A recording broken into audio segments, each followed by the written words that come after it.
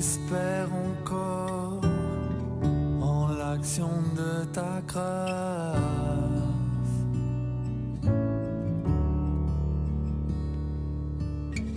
Là où l'échec prononce ses menaces,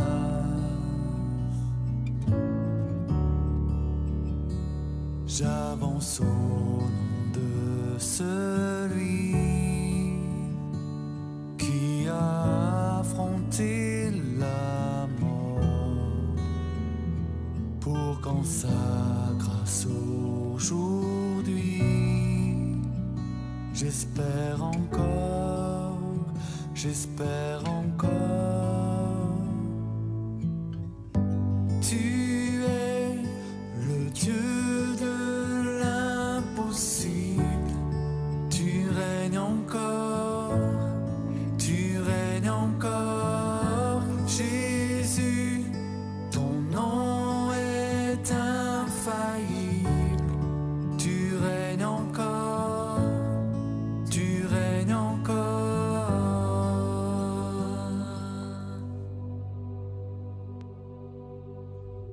J'espère encore en l'action de ta grâce.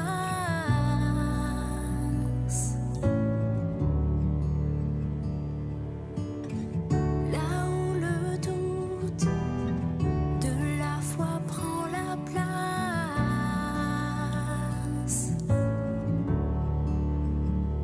j'avance au nom de celui dont on a brisé le corps à travers l'ombre et la nuit. J'espère encore, j'espère encore. Tu es le Dieu de l'impossible, tu règnes encore, tu règnes encore. Jésus, ton nom est infaillible, tu règnes encore, tu règnes encore.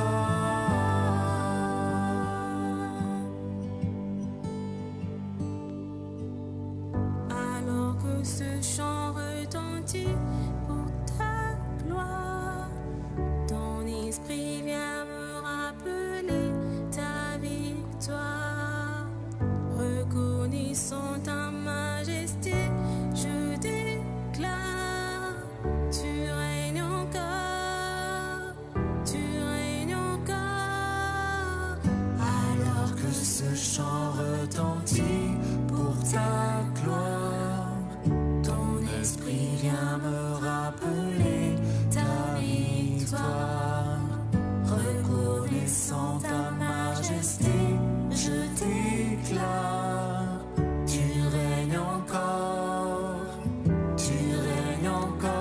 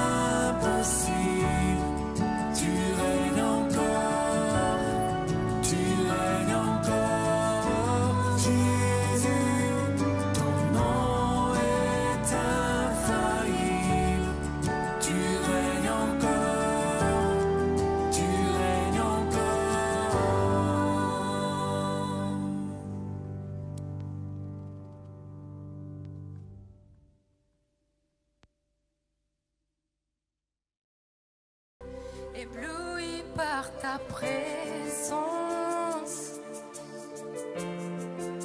Je veux rester assis à tes pieds, captivé par ce précieux moment. Je ne peux m'en aller.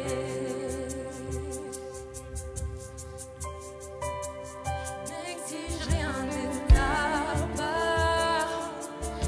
Jésus, tu ne me dois rien du tout. Jésus, tu ne me dois rien du tout. Au-delà de tout, Tout ce que tu peux faire, je te veux toi. je te veux. Et c'est pour ça que je te demande, pardonne-moi, pardonne-moi, car je n'ai pas été vrai. Pardonne-moi, je t'ai bien trop négligé et je veux revenir à nos débuts. Aujourd'hui, je t'ouvre mon cœur. Pardonne-moi, pardonne-moi, car je n'ai pas été vrai. Pardonne-moi, je t'ai bien trop négligé, et je veux revenir à nos débuts. Aujourd'hui, je t'ouvre mon cœur. Et pardonne-moi, pardonne-moi, Seigneur. C'est ma prière aujourd'hui. Pardonne-moi, je t'ai bien trop négligé et je veux revenir à mon début. Aujourd'hui, je t'ouvre mon cœur. Encore une fois, pardonne-moi, pardonne-moi, car je n'ai pas été vrai. Pardonne-moi, je t'ai bien trop négligé et je veux revenir à nos débuts.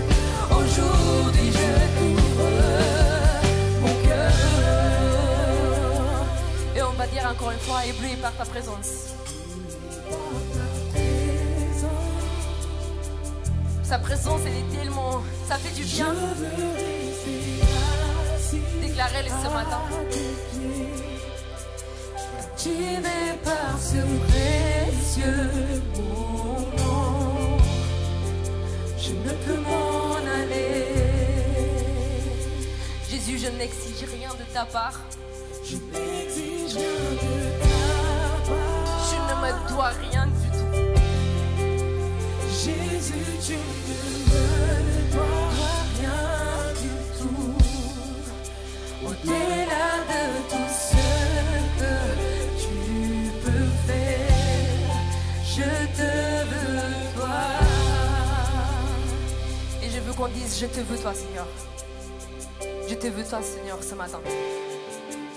Personne d'autre, personne d'autre, personne d'autre que toi. Je te veux toi. Je veux personne d'autre. Oh non, Personne d'autre, personne d'autre. personne d'autre que toi. Je te veux toi. Personne d'autre. Personne d'autre. Personne d'autre. Personne d'autre que toi. Je te veux toi. Oh, personne d'autre. Personne d'autre. Personne d'autre. Personne d'autre que toi.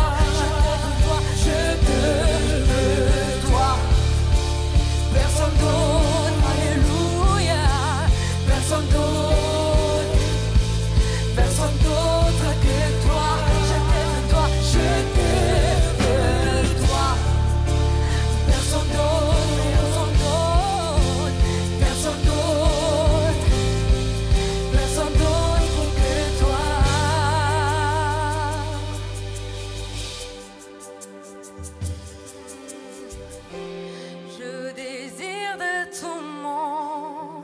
cœur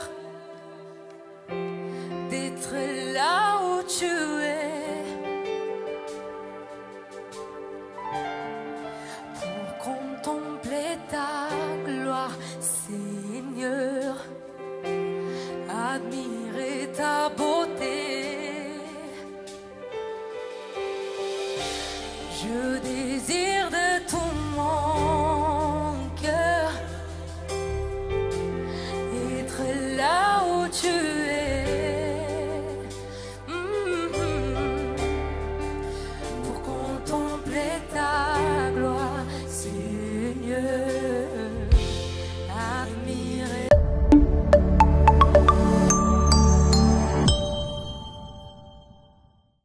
Amen. Voilà, bonjour à tous. J'espère que vous allez bien. Voilà.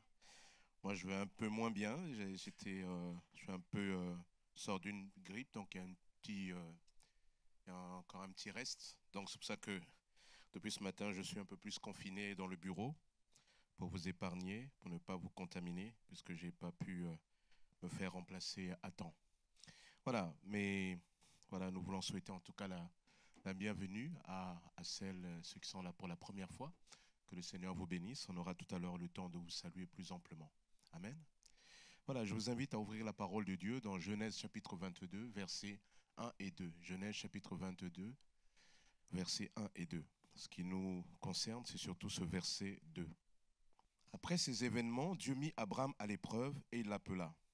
Abraham. Et celui-ci répondit, me voici. Prends Isaac, ton fils unique, que tu aimes, lui dit Dieu, et va au pays de Moria. Là, tu me l'offriras en sacrifice sur l'une des collines que je t'indiquerai. Amen. Prions ensemble. Seigneur, nous te bénissons, Père éternel, pour ta parole. Nous te bénissons pour cette parole qui est là. Elle est là pour, Seigneur, nous faire aller de l'avant.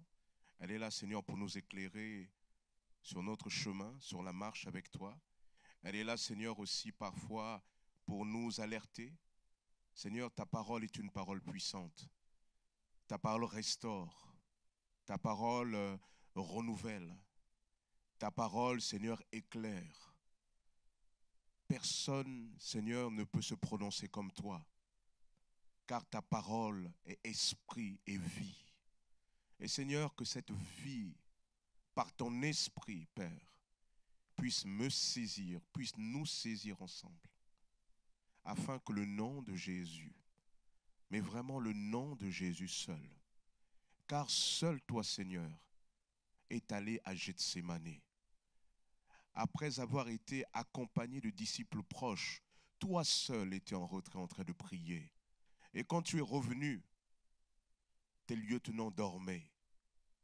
Seigneur, c'est pour cela que toi seul mérites la reconnaissance.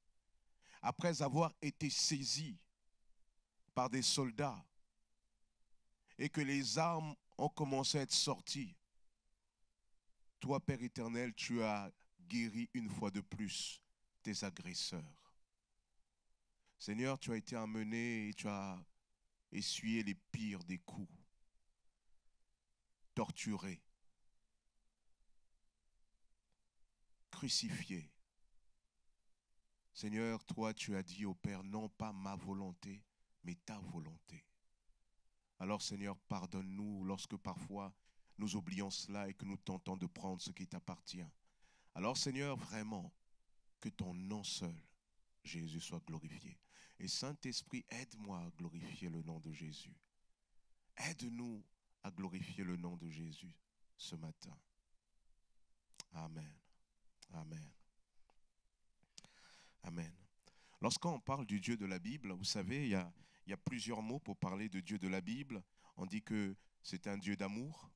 On dit c'est un Dieu fidèle, etc., etc. Et une des caractéristiques que les chrétiens aiment beaucoup rappeler, particulièrement quand on passe par des moments d'épreuve, c'est de rappeler que notre Dieu est le Dieu de la promesse. N'est-ce pas? Le Dieu de la promesse. Parce que parfois, lorsque nous passons par des épreuves, nous nous souvenons, et c'est pour cela que nous tenons. Nous nous souvenons que Dieu avait fait une promesse. Et que si en ce moment il ne fait pas beau, eh bien, à cause de sa promesse, le soleil est à venir. le soleil de sa grâce. Dieu est le Dieu de la promesse. Beaucoup de personnages de l'Ancien Testament, à commencer par Abraham ici, ont pu tenir face à l'adversité parce que c'était le Dieu de la promesse. Et vous savez, notre salut est une question de promesse. Dieu a fait promesse à Abraham en disant « Toutes les nations de la terre seront bénies en toi ». Et ainsi, toute la descendance d'Abraham a été bénie jusqu'à Jésus. Et en Jésus, nous avons été intégrés à cette promesse. Donc nous sommes aussi ce peuple, pas simplement d'un Dieu de la promesse, mais nous sommes aussi le peuple de la promesse en Jésus. Dieu est le Dieu de la promesse. Et les croyants ont été souvent dans l'épreuve, fidèles à Dieu, parce que le mot promesse était comme un moteur pour eux. D'ailleurs, Dieu va dire à Abraham, va, quitte ton pays, ta famille et la maison de ton père pour te rendre dans le pays que je t'indiquerai. Je ferai de toi l'ancêtre d'une grande nation. Je te bénirai, je ferai de toi un homme important et tu deviendras une source de bénédiction pour d'autres. Je bénirai ceux qui te béniront et je maudirai ceux qui t'outrageront. Tous les peuples de la terre seront bénis en toi. Donc, ça commence avec une promesse. Mais la Bible nous dit aussi qu'il y a des hommes à cette époque-là et tout le long de la Bible à qui Dieu a fait des promesses, mais n'ont pas pu entrer dans cette promesse, mais par la grâce de Dieu, Hébreu nous dit, ils l'ont vu et salué de loin, et ils ont reconnu qu'ils étaient eux-mêmes étrangers et voyageurs. Même si ces personnes sont pas rentrées directement dans la promesse, ces personnes ont vu la promesse de Dieu de telle sorte qu'ils puissent dire « Dieu n'est pas un homme pour mentir, ni le Fils de l'homme pour se repentir. Ce qu'il dit, il l'accomplit. » Peut-être qu'il n'accomplira pas en ton temps, mais sa promesse, il y tient et elle s'accomplira. Donc la promesse, c'est quelque chose de très important. Amen. Et donc, pour nous, en tant que croyants, et parfois dans notre vie du quotidien, nous aussi nous tenons parce qu'il y a des choses que Dieu nous a promis. Certains ont vu en 2024 des promesses de Dieu se réaliser. D'autres attendent encore que ces promesses se réalisent. Mais nous savons que Dieu va le réaliser. Et pourquoi nous croyons que Dieu va le réaliser? Parce que je l'ai dit encore, Nombre 23, il n'est pas un homme pour mentir. Voyez? Ni le Fils de l'homme pour se repentir. Ça veut dire que Dieu, ce qu'il promet, il ne le regrette pas. Il va le faire. Et nous avons des modèles de la Bible qui nous attestent que notre Dieu est un Dieu qui tient ses promesses. Mais il y a quand même un petit bémol dans ce verset que nous venons de lire. Regardons-le de plus près. Dieu dit, prends ton fils, ton unique, celui que tu aimes, Isaac, va-t'en au pays de Moria et là offre-le en holocauste sur l'une des montagnes que je te dirai. La dernière fois, j'ai échangé avec une sœur et ça m'a interpellé cette expression. Et je me suis rendu compte qu'en fait, ce verset montre pour la première fois, ou peut-être pour l'unique fois, comme Dieu qui demande à l'homme de renoncer aux promesses que lui, il leur a faites. Est-ce que vous avez remarqué ça? Parce que Isaac, c'est qui? Isaac, c'est le fils de la promesse. Abraham ne pouvait pas enfanter, il était vieux, et sa femme Sarah ne pouvait pas enfanter, elle était vieille, et eux, ils s'étaient résolus à ce que, lorsque Abraham allait mourir, le serviteur le plus fidèle d'Abraham allait hériter d'Abraham. Mais Dieu va venir dire à Abraham, il va dire non, Abraham, je vais te donner un enfant. Alors comme cette promesse de Dieu semblait comme tarder, Sarah est allée voir Abraham, lui a dit, écoute, va vers ma servante et elle mettra au monde un enfant. Et quand elle accouchera, moi j'accueillerai l'enfant comme le mien. Donc ça sera comme notre enfant et ça sera comme l'enfant que Dieu t'a promis. Mais Dieu va refuser cela. Parce que lorsque Dieu promet quelque chose, il n'a pas besoin du secours des hommes. Lorsque Dieu parle d'un miracle, il parle de quelque chose qu'on ne peut pas concevoir. Abraham et Sarah ne pouvaient pas concevoir, mais Dieu avait fait une promesse. Alors que plus tard, Ismaël, cet enfant d'Agar, servante de Sarah, va s'éloigner de leur maison, de leur tente, vont aller dans un autre territoire, Dieu va venir vers Abraham. Non, ça c'est plus tard, pardon. Dieu va venir voir Abraham et va lui dire, non, Abraham, moi c'est pas ça que je veux. Et Sarah va être touchée et Sarah va avoir un enfant. Lorsque Dieu va dire à Abraham, non, Abraham, je vais te donner un enfant, Abraham va rire. Sarah va rire. On dit, mais pourquoi vous avez ri? Notre âge. Il dit, bien, tu sais que l'enfant, on va l'appeler rire. On va l'appeler rire, puisque vous aimez rire. On va l'appeler rire. Heureusement que vous n'avez pas fait le guignol, on l'aurait appelé guignol peut-être. Mais on va l'appeler rire. Parce que vous avez ri. Ben, vous allez voir, quand Dieu, lui, il promet quelque chose. Et de cet enfant, Sarah va accoucher de cet enfant, Isaac, rire, et Isaac va grandir. L'enfant de la promesse était là, enfin. Isaac, l'enfant de la promesse. Celui que Abraham avait tellement espéré. La promesse de Dieu était là, enfin matérialisée. Et un jour, Genèse 22, Dieu vient dire à Abraham, renonce. Comment ça, il lui dit renonce? Ben oui. Il lui dit, prends ton fils, ton unique, on va le dire autrement. Prends l'enfant que je t'ai promis. Prends l'enfant que je t'ai donné selon la promesse. Prends l'enfant de la promesse, pas Ismaël. L'enfant de la promesse, Isaac, prends-le exactement. Et va au pays de Moria. Va à l'endroit, sur la montagne que je vais te dire, et là tu vas me l'offrir. En gros, ça veut dire quoi? Eh bien, tu vas renoncer à cette promesse-là. Et ce qui nous surprend, Abraham n'a pas le réflexe de dire, non mais Seigneur, c'est toi qui me l'as offert, c'est toi qui me l'as promis. Il nous est dit que le lendemain, Abraham va se lever, il va se préparer, il va prendre des serviteurs, il va prendre le bois, il va prendre le feu, il va surtout prendre l'enfant. Et ils vont aller plusieurs jours jusqu'au pays de Moria. Et là, Abraham va arriver sur la montagne, il va dire aux serviteurs, vous restez ici, moi et l'enfant, nous allons adorer. Et ils vont sur la montagne. Mais avant qu'ils arrivent sur la montagne, ce qui me frappe toujours, c'est cette parole d'Isaac. Père, voici le bois, voici le feu. Et là où le sacrifice? En version moderne, les jeunes diraient, c'est chaud là, frère. Voyez? Mais lui, dans sa tête, il n'avait même pas idée que son père puisse faire ça. Il a vu tellement l'amour de son père. Mais le père va dire, l'Éternel pourvoira. Il a pris l'enfant, il a pris avec lui, peut-être il lui tenait un moment dans la main pour qu'ils avancent ensemble. Aïe, aïe, aïe. Abraham, quel homme extraordinaire. Quel homme extraordinaire. Et il va arriver sur cette montagne. Et Abraham va vouloir exécuter ce que Dieu lui avait demandé de faire.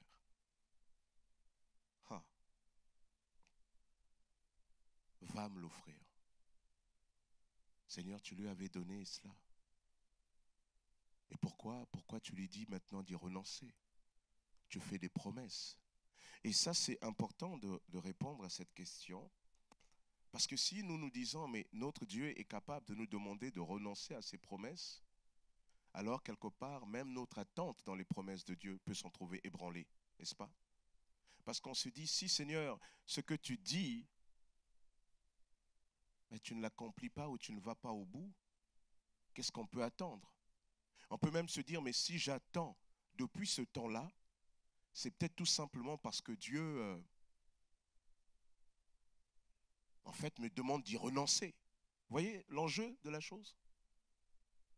Mais en fait, nous nous rendons compte que ce n'est pas ainsi. Parce que, je le dis encore, Dieu n'est pas un homme pour mentir, ni le Fils de l'homme pour se repentir.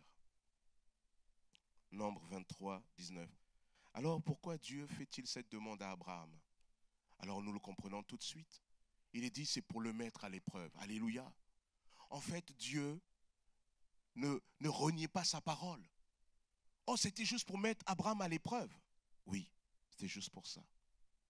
Mais une fois qu'on a dit ça, on n'a pas tout dit. Parce que si on va plus loin, on va se rendre compte que dans cette image-là de Dieu qui demande à Abraham, offre-moi Isaac, le fils de la promesse. En quelque sorte, il lui dit, reviens à la croix, toujours avec les promesses. Je veux le dire plus loin, différemment. Nous voyons tout simplement que si Dieu va demander cela à Abraham, c'est parce qu'en fait, ici, il y a un grand enseignement que nous avons tous besoin de comprendre. Lorsque nous avons attendu quelque chose de la part de Dieu, que Dieu nous l'a donné, tout le long de notre vie, Dieu nous interpellera toujours de manière à ce que nous puissions comprendre quoi? Première des leçons, c'est que le Dieu de la bénédiction devra toujours être au-dessus de la bénédiction. Amen. Le Dieu de la bénédiction doit toujours être au-dessus de la bénédiction. Pourquoi je dis cela?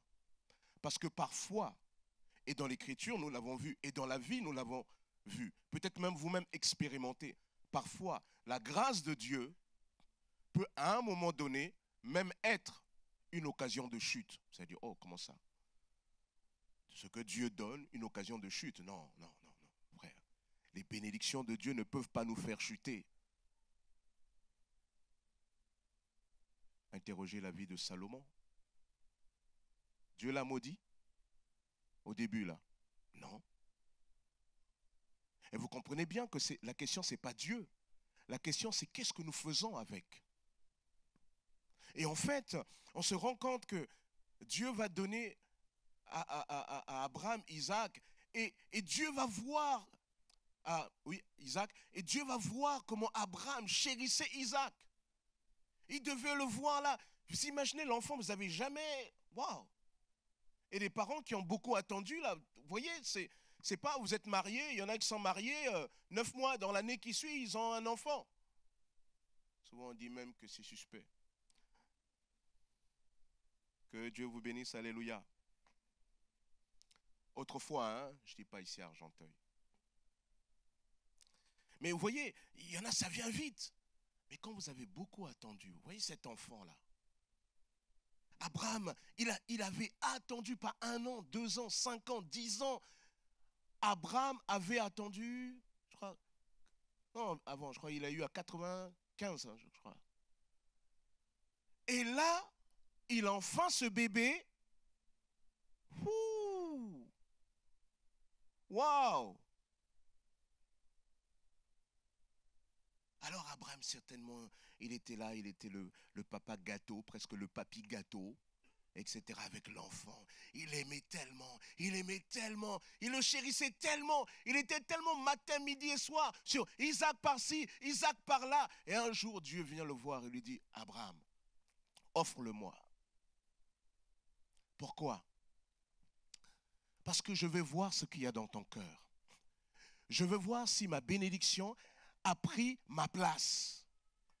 Parce que ma bénédiction ne doit jamais prendre ma place.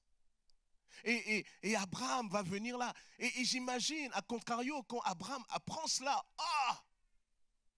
mais quel caractère, quelle force devait avoir Abraham pour ne pas discuter et aller directement sur la montagne. Moi, je pense que j'aurais quand même négocié un peu avec Dieu. J'aurais dit, Seigneur. En tout cas, ce qui est certain pour vous et moi aujourd'hui, si une voix vous dit ça, vous dites arrière de moi Satan au nom de Jésus. D'accord? Parce que comme du temps d'Abraham, comme aujourd'hui, Dieu n'est pas pour les sacrifices humains. Amen.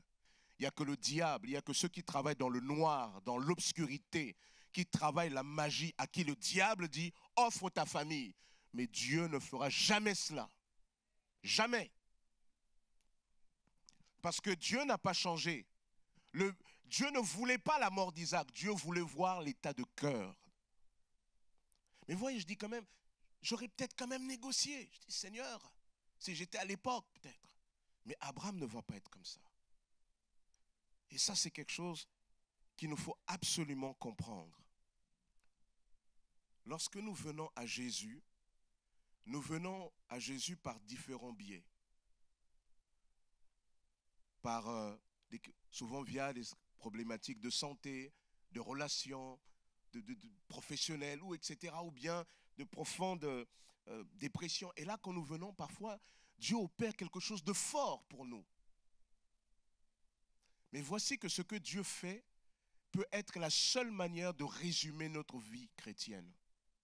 Or, notre vie ne peut pas se résumer à ça.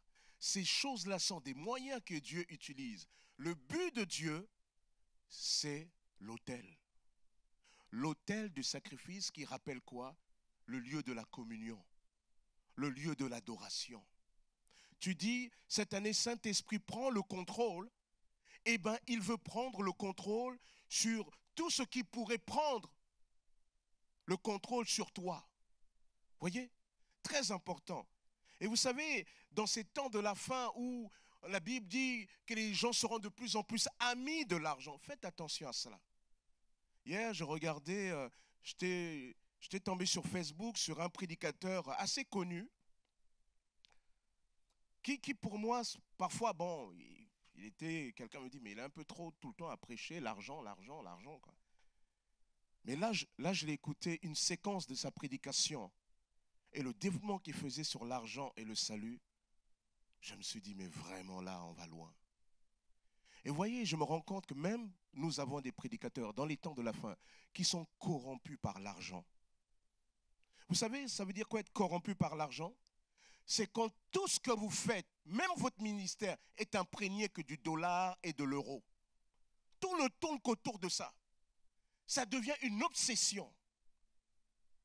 Et il a développé une théorie selon laquelle votre pauvreté, en fait, si vous êtes encore dans une forme de pauvreté, c'est parce que votre salut n'est pas réalisé encore, etc.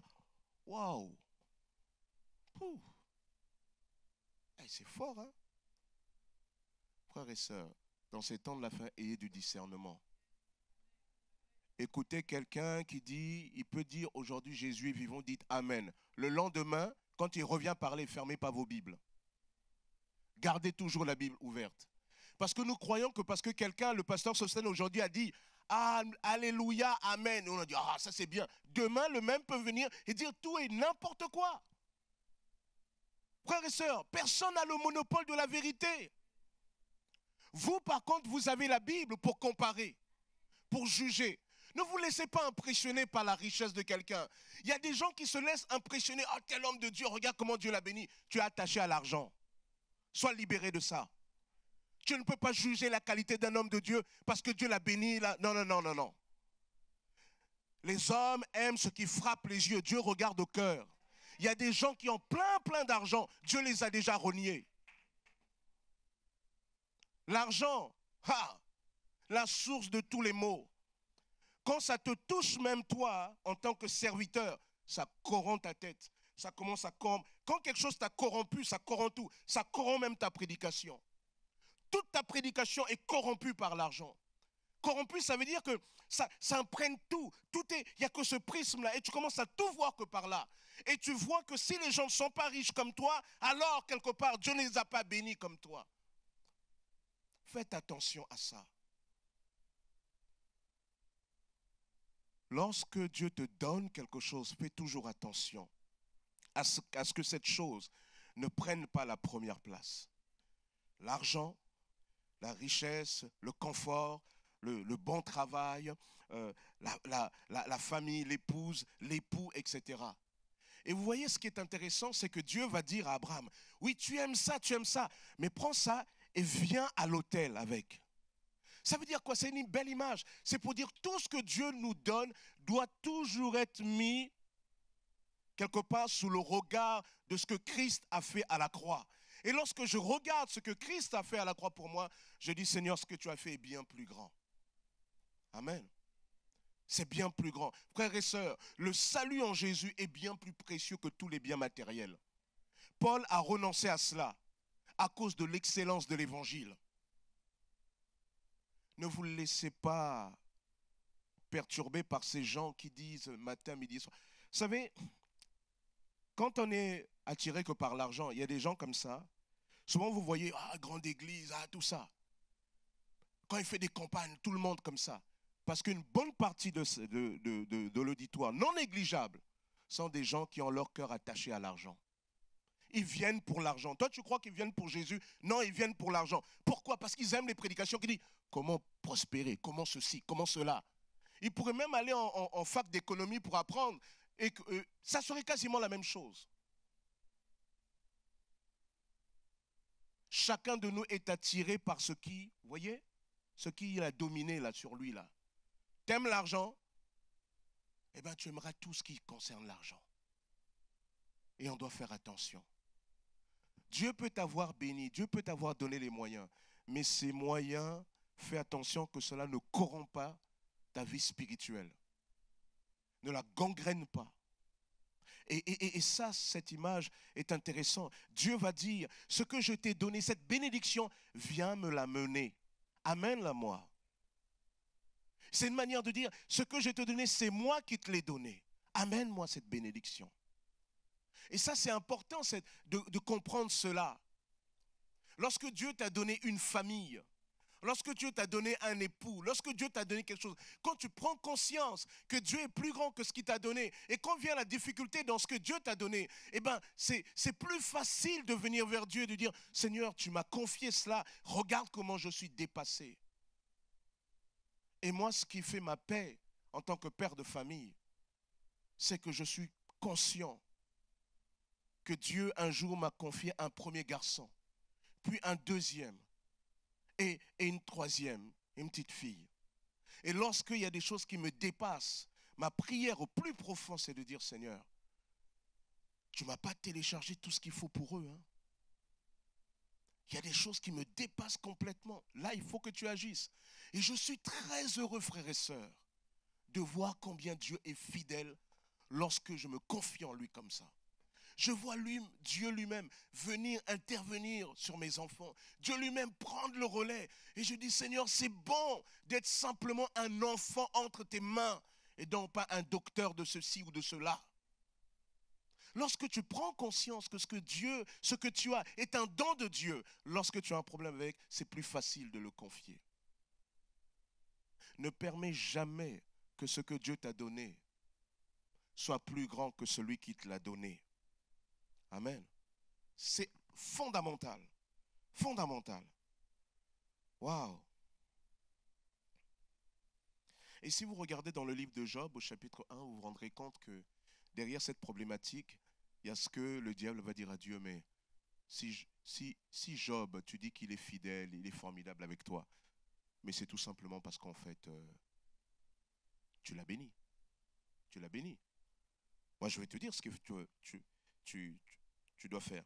Étends ta main, tout ce qui lui appartient, et je suis sûr qu'il te maudira en face. Et c'est là qu'il y a cette interrogation. Est-ce que nous sommes toujours capables d'aimer Dieu pour ce qu'il est et non pour ce qu'il fait? Parce qu'il y a des gens qui suivaient Jean chapitre 6, Jésus, parce que Jésus avait multiplié le pain. Et Jésus, quand il les voit, il dit, vous me suivez parce que je vous ai donné du pain. Travaillez pour la nourriture qui ne périt pas. Il y a des fois, on peut venir, on peut toujours être attaché à la guérison que le Seigneur m'a apportée. Le Seigneur m'a guéri. Et là, et dès qu'il y a un problème, oh Seigneur, non. La guérison, c'était la voie pour te faire comprendre qui est Jésus. Qui est Jésus pour toi?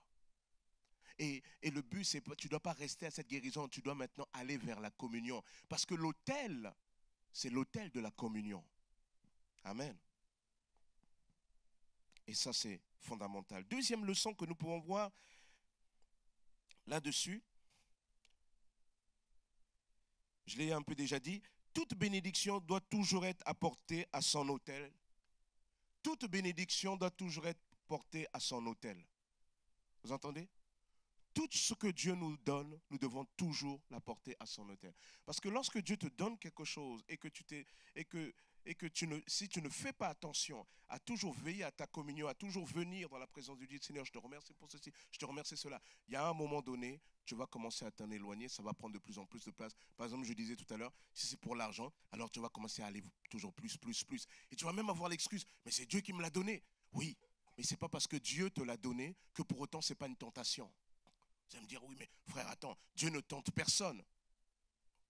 Ah non, Dieu ne tente personne, c'est vrai. Parce que lui-même n'est pas tenté par le mal.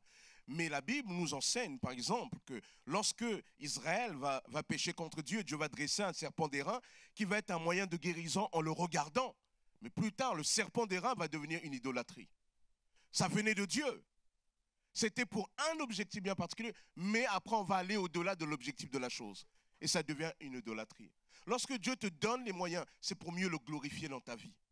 Ce n'est pas pour que tu puisses t'en éloigner. C'est pour cela que tout ce que Dieu nous donne, venons toujours avec humilité en disant, Seigneur, je le mets entre tes mains. Seigneur, aide-moi. Et tu sais, en faisant cela, tu vas apprendre la troisième leçon.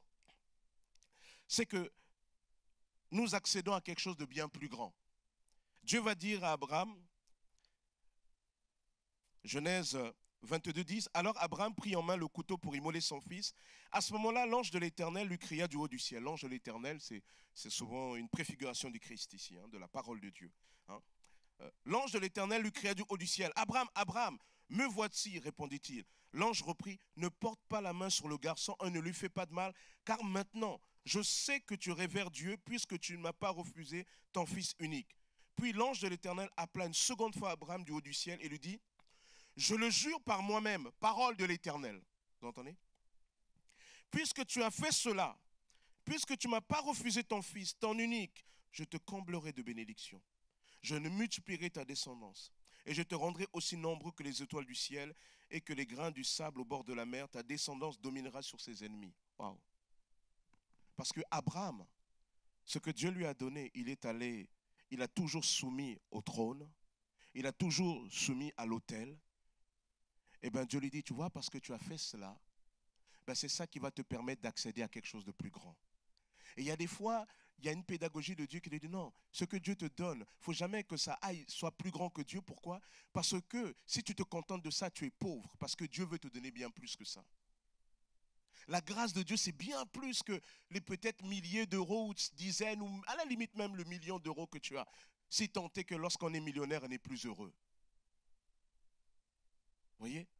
Mais lorsque Dieu nous donne quelque chose et que nous venons tout le temps disant, Seigneur, c'est par ta grâce, je te le donne, je le remets entre tes mains. Seigneur, prends soin de ma famille, prends soin de ceci. Tu me l'as accordé, Seigneur, mais c'est par toi. Il y a un moment donné, Dieu dit, bon, ok, tu veilles à ce que ça soit jamais plus grand que moi. Tu veilles à ce qui est toujours cette communion. Eh bien, tu sais quoi, je vais te faire découvrir quelque chose de bien plus grand. Le problème, parfois, nous avons du mal à vivre quelque chose de bien plus grand parce qu'en fait, nous avons chéri quelque chose que nous voulons rester là. Dieu t'a peut-être guéri du bras, mais Dieu est capable d'aller bien plus loin. Vous vous souvenez de cette histoire, je vous avais dit, de la résurrection de Lazare. Je pense que la résurrection de Lazare, une des grandes leçons de la résurrection de Lazare, c'était que Dieu voulait enseigner à deux sœurs que Jésus n'était pas simplement celui qui guérissait en allant à Béthanie, celui qui guérissait avant même qu'on ne meure, que Jésus, il voulait leur apprendre que Jésus était la résurrection et la vie. Que combien même quelqu'un était mort, il allait encore ressusciter. Et c'est pour dire que quelque part, la bénédiction est toujours bien plus grande que ce que nous croyons, que ce que nous imaginons. La grâce de Dieu est bien plus grande. Amen. Et parfois, tu veux te contenter de peu, Dieu veut te donner beaucoup, plus. Et je pense parfois que les chrétiens, spirituellement, nous devons être ambitieux. Et Dieu veut que nous soyons ambitieux.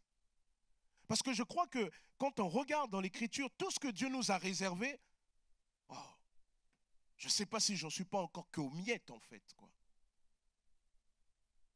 Nous devons être ambitieux. Et je crois que c'est quelque chose aussi que les chrétiens doivent, je vous ai déjà dit, aussi bien dans le domaine spirituel, être ambitieux, mais même aussi dans le domaine de la vie ici-bas. On a le droit d'être ambitieux dans le sens, euh, pure du terme. C'est-à-dire espérer apprendre mieux, développer mieux, avoir un peu plus grand pour, etc. Après, s'il n'y a pas, mais ça ne va pas m'empêcher de vivre, quoi, vous voyez? Ce n'est pas une obsession. Mais Seigneur, si tu fais grâce, et voilà. Vous voyez? Et donc, on doit être ambitieux. Je reviens sur la dimension spirituelle. Mais si tu es simplement à te contenter du peu que tu as reçu, en fait, tu es pauvre d'une certaine manière. Tu es pauvre parce que Dieu veut te donner bien plus. Dieu veut faire avec toi bien plus. Et ce bien plus, c'est au-delà de ce que tu peux imaginer. Voyez? Lorsque Dieu demande à un homme de renoncer à ses promesses, ce n'était pas tant pour qu'il renonce à ses promesses, mais c'était pour qu'il apprenne premièrement que les promesses de Dieu ne doivent jamais être plus grandes dans nos cœurs que le Dieu qui promet. Amen. Parce que si les promesses de Dieu sont plus grandes dans nos cœurs que le Dieu qui promet, il y a un moment donné, nous allons nous attacher à ce que Dieu donne et plus à ce que Dieu est. Et si nous ne nous attachons pas à ce que Dieu est, alors notre foi s'en trouve fragilisée. Lorsque Dieu demande à un homme de renoncer à ses promesses, ce n'est pas tant parce qu'il voulait qu'il renonce à ses promesses, mais pour qu'il apprenne que lorsque il lui donne quelque chose, lorsque Dieu te bénit, il est important de toujours consommer cette bénédiction-là à l'ombre de la croix de Jésus-Christ, à l'ombre de la communion avec Dieu. Parce que sinon, ça ne va pas aller. La Bible dit qu'on ne peut pas servir Dieu et maman. Maman, c'est le Dieu de l'argent. Mais lorsque ta communion avec Dieu est au clair, alors tu maîtriseras maman. Parce que l'argent, c'est un pouvoir. Hein. Ah, c'est un pouvoir énorme. C'est un pouvoir, même peut-être même ce dimanche-là, tout à l'heure, là, ça vous a fait trembler. Qu'on a dit, on passe la corbeille des offrandes. Vous dites, ah Seigneur, je veux me décharger comme ça, vraiment. Tu vois les échéances que j'ai, Seigneur. Tu commences à discuter avec Dieu. C'est là que toi qui n'as jamais fait de la théologie, tu te mets à même parler en grec à Dieu. Seigneur, le mot, tel pasteur a dit, le mot grec là veut dire en fait, est-ce que vraiment? Non. L'argent est un pouvoir. Il est capable de faire d'éclater des familles. Il est capable de faire qu'un homme vende sa famille. Il est capable de faire qu'un homme sacrifie sa famille. L'argent est un pouvoir. Et celui qui maîtrise le pouvoir de l'argent, c'est Jésus. Si tu es avec Jésus, il va t'apprendre à maîtriser le pouvoir de l'argent. Parce que si Jésus ne t'aide pas, lorsque l'argent te maîtrise, il te fait mal, hein? Il te fait saigner. Déjà l'argent, vous savez, la Bible dit, il y a une chose que l'argent ne sait pas dire, assez. L'argent ne sait pas dire assez. L'argent, il dit toujours, encore. Encore. Oh, si je peux passer à, je suis à 2000, je suis à 2005. Encore. Après, 10 000. Et même tu t'étais dit, Seigneur, j'ai fait mes calculs. Avec la maison, avec le, etc., avec les différentes charges. Pour être plutôt à l'aise, pour prendre des vacances là. Si j'avais, on est un couple, Seigneur, 2 enfants. Je pense que vraiment le salaire idéal pour nous ensemble, allez, 6 000 euros. Et toi, tu as calculé 6 000 euros, ça c'est bien. Et la personne qui est dans la même condition que toi a dit 6 000 euros, ça c'est bien. Mais un jour, on vient te dire, tu sais, tu peux avoir 8. Tu dis, oh, ouais. Parce que tu vas commencer à augmenter. Ben oui, parce que quand tu arrives à 8, et tu ne vas plus dans les trucs que la cabane en bois au haut, là. Tu vas maintenant dans les endroits plus recherchés. Tu comprends? Avant, le truc qui était, parce que quand on est un peu pauvre, on est créatif, hein. C'est comme ça qu'il faut être aussi. Heureusement que Dieu nous aide comme ça. On est créatif. Vous n'avez pas vu ça? Il faut voir ça chez les enfants. Les enfants, ils n'ont pas vos richesses. Mais un enfant est capable de prendre une boîte de conserve, l'ouvrir, mettre des trucs, des bâtons, et il s'amuse comme ça. Il n'a pas les moyens, mais il est créatif. Vous voyez? Certains voient de quoi je parle. Mais quand tu commences à voir, tu commences à dire, ah si j'avais ça, je pourrais plus. Et là, je pourrais aller aux îles, all in exclusive, c'est ça? All exclusive, c'est ça? C'est ça, on dit, hein? Ouais, ouais. Tout en un, etc. Mais sauf que quand tu es allé là-bas, le all exclusive, tu vous rendais compte que quand même les plats là, c'était tout le temps presque les mêmes. Et tu as vu là-bas qu'il y avait encore une catégorie de personnes qui étaient encore plus. Et là, on te dit qu'avec ce salaire, ça te permet d'avoir le plus. Et il y a un moment donné, on te propose encore plus. Et tu te rends compte qu'avec ça, tu n'as plus besoin d'avoir tous les autres autour de toi. C'est toute une armée qui est là pour toi. Moi, on m'a parlé de... Moi, il y a des fois, souvent je dis, waouh, quand même. Il y a des gens qui peuvent vivre dans une maison où il peut y avoir 50 à 100 personnes à leur service. Je dis, waouh. Il y a des gens qui peuvent louer un yacht, j'entendais ça, une semaine, 200 000 euros.